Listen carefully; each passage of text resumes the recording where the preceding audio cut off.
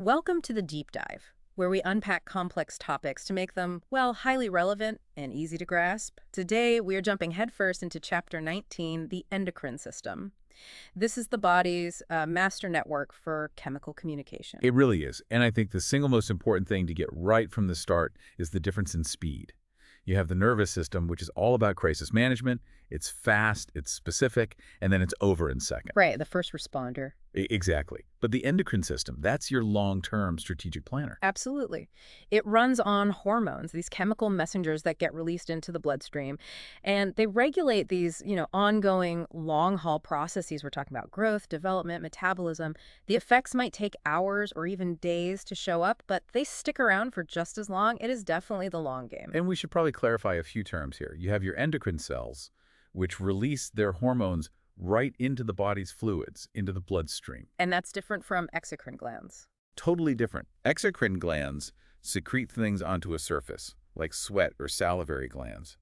But the body doesn't always play by those clean rules, does it? The lines get a bit blurry. They get very blurry, especially where the nervous system gets involved. I mean, look at the suprarenal medulla, the core of the adrenal gland, or the hypothalamus in the brain.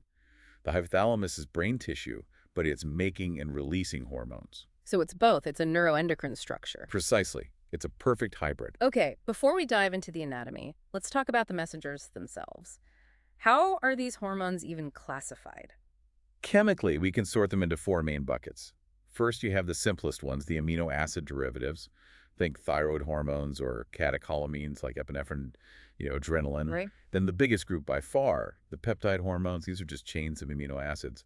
Pretty much every hormone from the pituitary gland fits in here. And then the ones everyone's heard of. Right? The steroid hormones. These are lipids, all built from cholesterol. And they're made mostly by the gonads and the suprarenal cortex. And the last group. That would be the eicosanoids. They're more like local messengers. Almost every cell can release them to coordinate things right in their immediate neighborhood, like inflammation. So, with all these chemicals floating around, how does the body keep it all from becoming chaos? That brings us to endocrine reflexes. Right. And they're not just on-off switches. They're more like incredibly sensitive thermostats. They get triggered by one of three things. A change in your body fluids, what we call humoral stimuli. Like, say, calcium levels in your blood. Exactly. Or they can be triggered by another hormone, which is hormonal stimuli, or a signal straight from the nervous system, a neural stimulus. And it's mostly controlled by negative feedback, right? Like a thermostat shutting off the furnace once the room is warm. Almost entirely. It's all about maintaining balance. But there's that one famous exception. The one time the body needs to just floor it. Ah, positive feedback. That's the one, where the output just makes the stimulus stronger and stronger in a loop. And the classic example is oxytocin during labor. Right. Contractions lead to more oxytocin, which leads to stronger contractions, and the cycle just builds and builds until the job is done. Okay, let's get to the top of the pyramid. The master regulator. We're talking about the hypothalamus and that tiny little gland attached to it, the pituitary. This is the command and control center. The hypothalamus has three main ways it runs the show. First, like we mentioned, it has direct neural control over the suprarenal medulla. It's hardwired. Okay. Second, it actually produces two hormones itself, ADH and oxytocin, and then just passes them down to the posterior pituitary for storage and release. So it's using the pituitary as a kind of warehouse. Release point, exactly. Yeah. And its third strategy is controlling the front of the pituitary. The adenohypophysis. Yes. And it controls it using what we call regulatory hormones. It sends down a releasing hormone, or RH, to say go, or an inhibiting hormone, an IH, to say stop. And the pituitary itself, the hypophysis, is tiny, right? Sits right in the sella turcica of the skull. Let's start with the back half, the neurohypophysis. The neurohypophysis is really just an extension of the brain. It's not a gland in the traditional sense. It's just the bundled axons of neurons from the hypothalamus. And it releases those two hormones you mentioned. First up is antidiuretic hormone, or ADH. Also known as vasopressin. Its main job is to conserve water. How does it do that? It tells the kidneys to reabsorb more water so you lose less. But it also constricts blood vessels, which can raise your blood pressure. That's where the name vasopressin comes from. And what happens if that system fails? That leads to a condition called diabetes insipidus. It has nothing to do with blood sugar, just water. If you can't release enough ADH, you just can't conserve water. You can lose, up to 10 liters of fluid a day. Leads to just constant extreme thirst. Wow. Okay, and the second hormone from the neurohypophysis is oxytocin. We talked about labor. We did. It also triggers the milk letdown reflex. And it's not just for females. In males, it helps with smooth muscle contractions in the prostate. It's a really versatile hormone. All right, let's move to the front lobe, the adenohypophysis. This is the real hormone factory. It is. It has a few parts. The big pars distalis, the pars intermedia, and the pars tuberalis. And the plumbing that connects it to the hypothalamus is critical here. Absolutely. The hypophyseal portal system. A portal system, so like a private roadway. That's a perfect analogy. Instead of dumping those tiny amounts of regulatory hormones into the general circulation where they'd get diluted instantly, this portal system is a dedicated network of blood vessels, an express lane basically. It ensures those signals from the hypothalamus arrive at the anterior pituitary at full strength. That's incredibly efficient. Okay, so this factory produces 7 major hormones. Let's group them. First, the tropic hormones, the ones that boss other glands around. Right, there are 4 of those. TSH, thyroid-stimulating hormone, which does exactly what it sounds like. Targets the thyroid. Then ACTH, adrenocorticotropic hormone. That one targets the suprarenal cortex. And the last 2 are the gonadotropins. Yep, FSH and LH. They regulate the reproductive organs, the testes, ovaries. Okay, what about the hormones that act directly on body tissues, the non-tropic ones? There are 3 of those. PRL, or prolactin, which is all about milk production. And the most famous one? Growth hormone, or GH, also called somatotropin. It stimulates growth and protein synthesis pretty much everywhere, but especially in bone and muscle. But doesn't do it alone, right? There's an interesting middleman. Incorrect. GH's main job is actually to tell the liver to produce another set of hormones called somatomidins. So GH gives the order, but the somatomidins are the ones on the ground actually making the growth happen. You got it. And we can't forget the little guy from the pars intermedia. Oh, right. MSH. Melanocyte-stimulating hormone. Does what it says on the tin. It stimulates your melanocytes to produce more melanin. Okay, let's shift focus from the command center down to the neck, to the thyroid gland, that classic butterfly shape. It's a really cool structure. It's filled with these hollow spheres called thyroid follicles. And inside each sphere is this thick fluid called colloid. And here's the really unique part.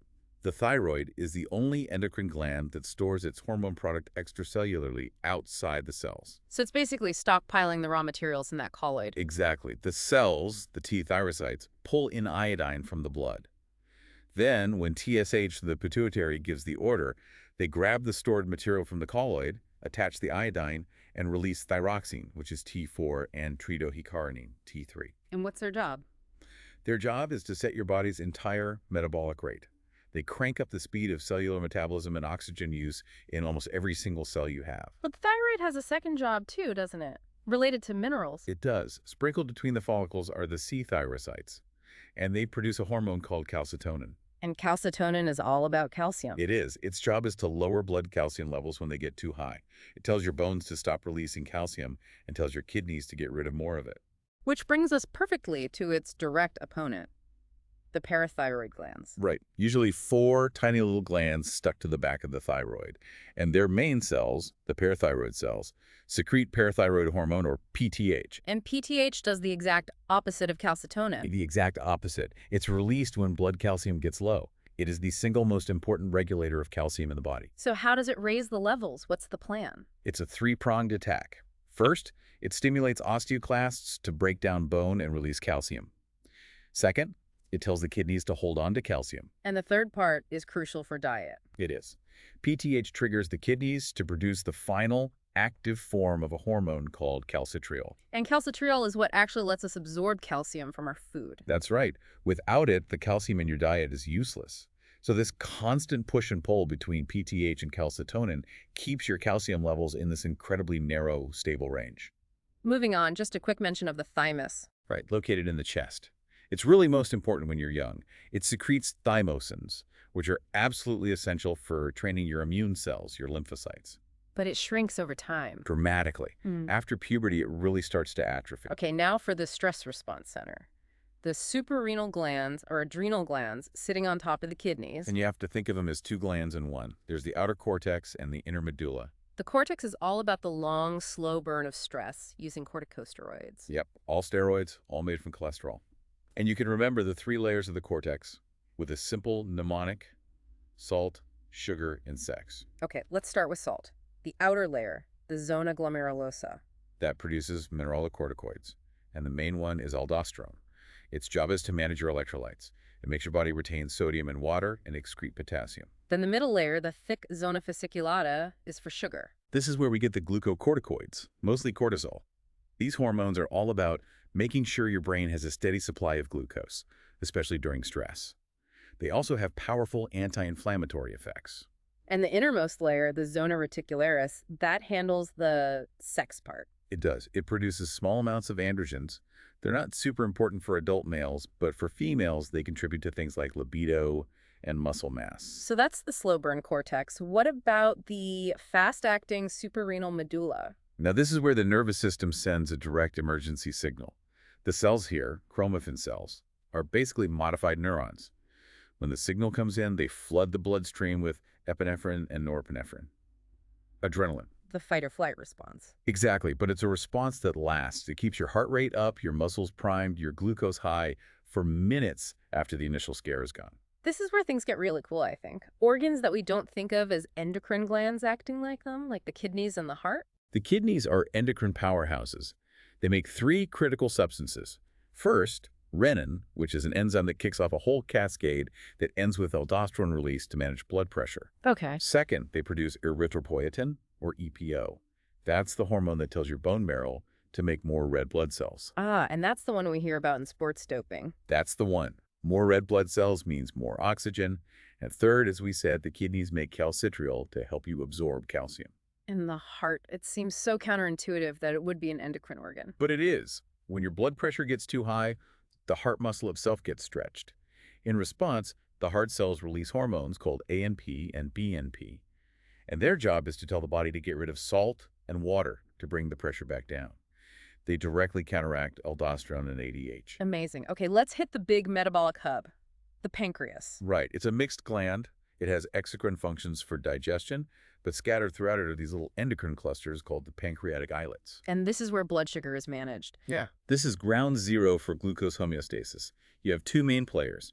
The alpha cells, which make glucagon. Glucagon raises blood glucose. And the beta cells. They make insulin, which lowers blood glucose by helping your cells take it in and use it. So it's another one of those perfect push-pull systems. A classic balancing act. There are also delta cells making somatostatin to kind of regulate the alpha and beta cells, and F cells making pancreatic polypeptide. And when the system breaks, specifically the insulin part, that's diabetes mellitus. That's right, characterized by hyperglycemia or high blood sugar. And it's important to distinguish between type 1 and type 2. Absolutely. Type 1 is an autoimmune disease. Your own body destroys the beta cells, so you just can't make enough insulin. It's a production problem. And type 2. Type 2 is a sensitivity problem. Your body might make plenty of insulin, at least at first, but your cells stop responding to it properly. They become insulin resistant. And the long-term consequences are devastating. They are. It damages blood vessels everywhere, leading to potential blindness, kidney failure, nerve damage, and a huge risk for cardiovascular disease. Okay, to round out our tour, let's quickly cover the gonads and the pineal gland. In the testes, you have interstitial cells making testosterone and nurse cells making inhibin. In the ovaries, follicle cells make estrogens, like estradiol, and after ovulation, the corpus luteum makes progesterone. And finally, that tiny little gland deep in the brain, the pineal gland. Right, part of the epithalamus. Its cells, the pinealocytes, make melatonin. And melatonin does two main things. It helps regulate our day-night cycles, our circadian rhythms, because its production shoots up in the dark. And it also plays a role in puberty. It does. It seems to help time the onset of reproductive maturation by inhibiting some of the hormones from the hypothalamus. We have mapped this entire incredible chemical system. Just before we wrap up, what does our source material tell us about hormones and aging? You know, for such a complex system, it's actually remarkably stable over a lifetime. The big exception, of course, is the reproductive hormones, which change dramatically at puberty and then again at menopause. But for the most part, the biggest change with aging is that tissues just become less sensitive to the hormones, even if the levels in the blood are still normal. That's a perfect way to summarize it. So for you listening, the key takeaways are this beautiful complementary relationship between the fast nervous system and the slow, steady endocrine system, and that amazing hierarchy of control with the hypothalamus pituitary axis at the top and those critical balancing acts like PTH and calcitonin or insulin and glucagon. And that really raises a final thought for you to consider. This whole system has to integrate these two different timelines. You have the instant fleeting signals of the nervous system, and then these powerful persistent chemical signals that can last for days. So what does that dual timeline imply for how our bodies handle long-term sustained stress? When the initial neural alarm has faded, but those powerful stress hormones are still circulating, still dictating your body's every metabolic move days later. A great question to ponder. Thank you for joining us on this deep dive into our body's amazing world of chemical communication.